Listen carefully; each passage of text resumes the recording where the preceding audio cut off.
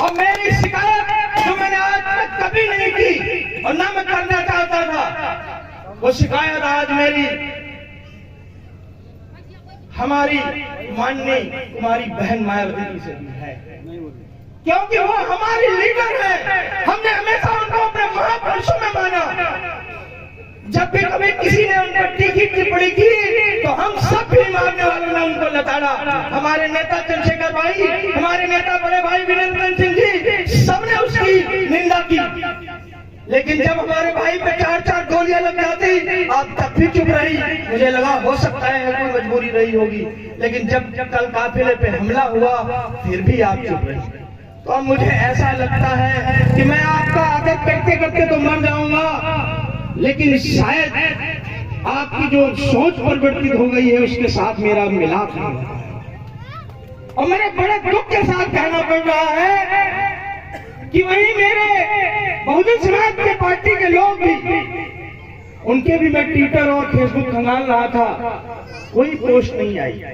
मैं समझ नहीं पा रहा हूँ कि मेरी लड़ाई, भीम आर्मी की लड़ाई क्या बहुजन समाज पार्टी से है, क्या समाजवादी पार्टी से है?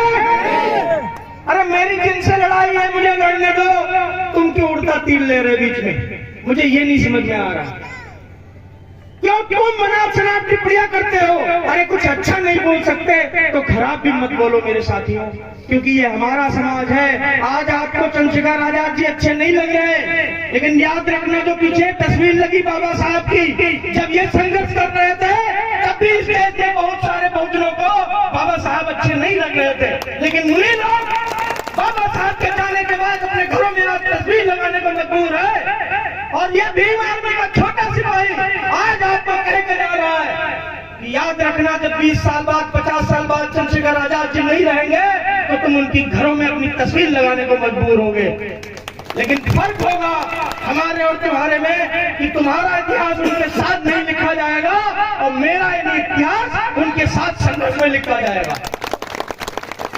भैया जिंदाबाद जिंदाबाद जिंदाबाद। अभी भी वक्त है, अभी भी वक्त है। राजनीतिक गलियारे अलग हो सकते हैं, रास्ते अलग हो सकते हैं, लेकिन छीटाकाशी मत कीजिए मेरे बहुजन समाज के साथियों। और इन बहरूपियों से डरिए, ये उतने ही खतरनाक है कि आप ये समझ लो कि कुत्ते की खाल में भेड़िया आपके गांव में घुस आया हो, और वो भेड़िया कब आपके बच्चे को नोच लेगा आपको नहीं पता। तो जब बाबा साहब की तस्वीर लेके आए कोई तो उससे पूछना कि जब मथुरा में 2 बहनों का मंडप उजाड़ दिया गया तो तुम क्यों नहीं बोले? जब हाथरस में आधी रात में हमारी बहन को जला दिया गया तो उस समय तुम क्यों नहीं बोले? ये सवाल अगर आप नहीं कर सकते तो मैं कड़वा जरूर कह रहा हूं कि फिर तुम भी जिंदा हो, लेकिन हो मरे के समान।